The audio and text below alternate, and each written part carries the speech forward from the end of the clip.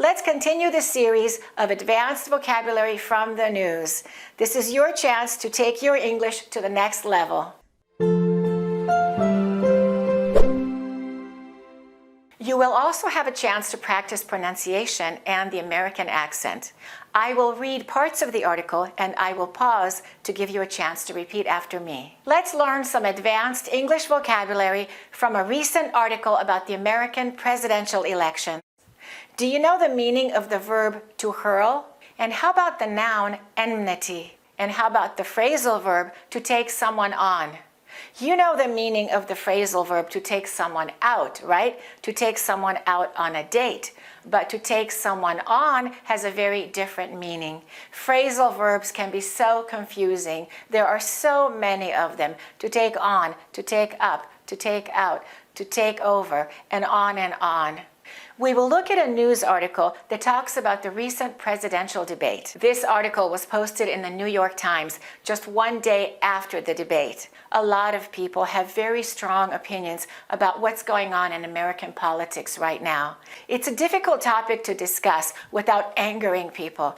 And my job is to teach you the vocabulary only so that you can talk about a wide variety of subjects, including politics. Let's look at the headline of the article. The mess in Atlanta. First, let's look at the pronunciation of Atlanta. We hold the first T, and the second T is generally silent. We say it like this, Atlanta, Atlanta. Most people don't say Atlanta. I would say around 90 or 95% of Americans say Atlanta. And this generally happens when the T is between an N and a vowel. Other words with the same pattern include interview, international, or Santa, as in Santa Claus or Santa Monica. And let's look at these words. I want it. Most people don't say I want it, they say I want it. Do you want it? Yes, I want it. Or I want a. Most people say I wanna. I want a glass of water. Let's look at one of the paragraphs. I will read it first. They hurled insults and invective in strikingly personal terms, calling the other the worst president in U.S. history. Each said the other would start World War III. They accused each other of seeking retribution against their political opponents. Let's look at the verb to hurl. The article said they hurled insults. They hurled insults and invective. Let's look at the pronunciation of the word hurl. First, let's look at the spelling of these words. The vowel sounds are different, but the pronunciation of the vowels is exactly the same. Have you struggled to pronounce them correctly? Let's practice them now. Repeat after me, and make sure that you don't change the pronunciation of the vowel sound. It's always like this, just as in hurl. Girl, pearl, world, curl. The spelling changed, but the pronunciation didn't change. We say earl. So we say to hurl. And how did I pronounce the R and L? We add a short schwa sound before the L. So it sounds like this, Earl, or Earl. Whatever helps you visualize it. So we say hurl. To hurl means to throw something with a lot of force, especially because you're angry. And in this case, it means to shout insults, to attack someone verbally. We often use it this way, to hurl abuse, or to hurl accusations, or to hurl insults. But the literal meaning is to throw something very hard. For example, he hurled the brick through the window. But we can also say she hurled insults at him during their argument.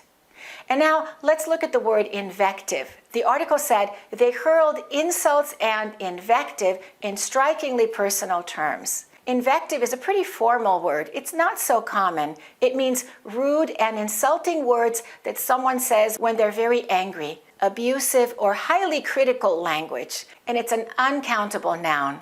So we can use it this way. The politician's speech was filled with invective against his opponents. The coach's invective demoralized the team. Or they resorted to sarcasm, irony, and invective. Do you know the meaning of the adjective striking and of the adverb strikingly? If something is striking, it's noticeable.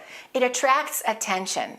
It's noticeable because it's extreme or it's unusual. The article said they insulted each other in strikingly personal terms. We can say the painting is strikingly beautiful, or the resemblance between you and your brother is striking. And the article said they hurled insults and invective in strikingly personal terms. And that means people were shocked about how personal it got. It was striking. And do you know the meaning of the word retribution? The article states they accused each other of seeking retribution against their political opponents. Retribution means vengeance or retaliation. Severe punishment for something very serious that someone has done to you. For example, we can say, the victims of the horrible crime are demanding retribution. Or, he feared retribution from his enemies. Or we can say, the company faced retribution from consumers for its unethical practices. And now, let's read the paragraph again so that you can practice your accent. I will pause to give you a chance to repeat. Repeat after me. They hurled insults and invective in strikingly personal terms, calling the other the worst president in U.S. history. Each said that the other would start World War III. They accused each other of seeking retribution against their political opponents. Let's look at the next sentence. The shakiness of Biden's overall performance is already giving rise to urgent questions from Democrats about whether he's really the right candidate to take on a figure he has cast as so dangerous to the country. Let's look at the meaning of to give rise to. The article says the shakiness of Biden's overall performance is already giving rise to urgent questions from Democrats. To give rise to means to cause something to happen. For example, we can say, the heavy rains gave rise to flooding. Her innovative ideas gave rise to a new approach in marketing. So Biden's performance is causing Democrats to ask urgent questions about Biden. His performance is giving rise to those questions. Giving rise to urgent questions from Democrats about whether he is the right candidate to take on a figure he has cast as dangerous to the country.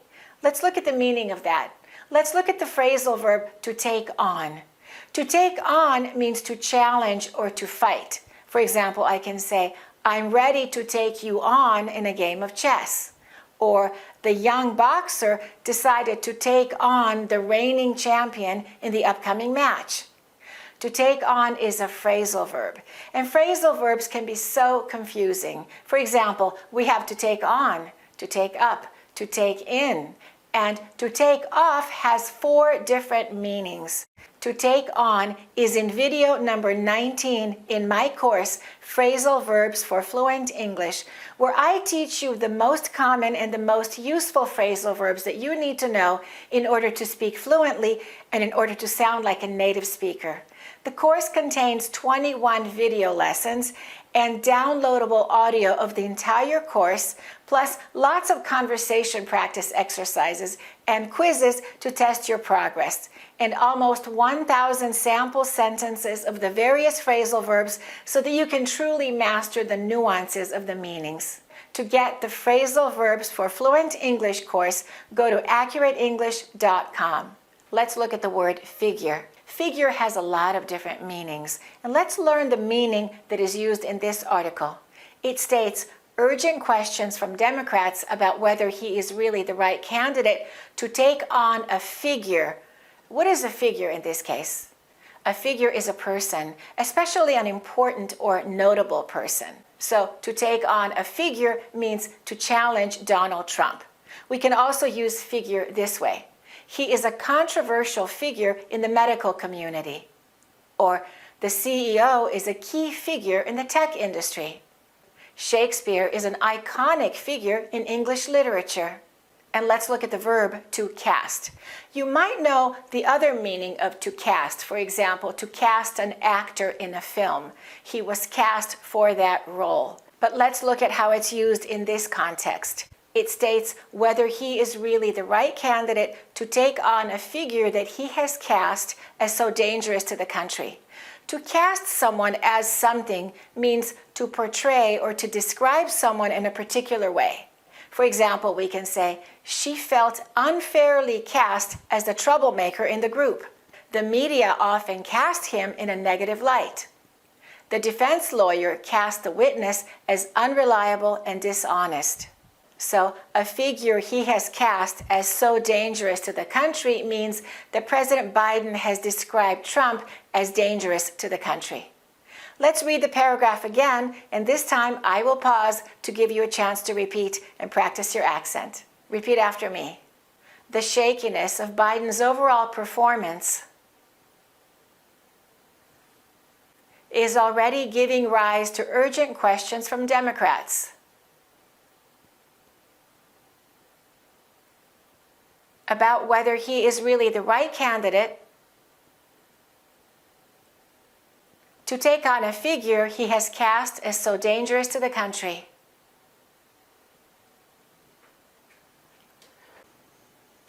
Let's look at another sentence from the article.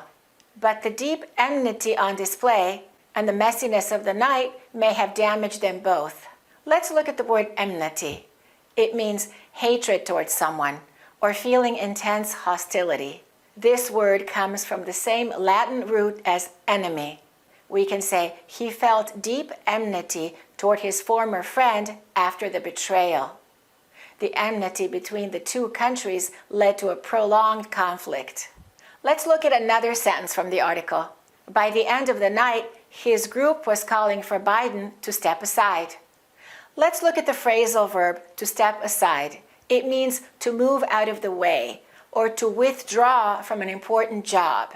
For example, we can say, she stepped aside from her role to focus on her health.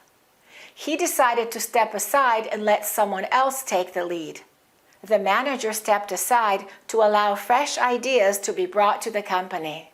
So his group was calling for Biden to step aside means that Democrats were asking Biden to no longer be the presidential candidate, to put another person in his place. At this point, we don't know if Biden will step aside. We don't know what will happen between now and November 4th, which is the date of the election. A lot could happen. But you do know how to use a lot of new words and expressions.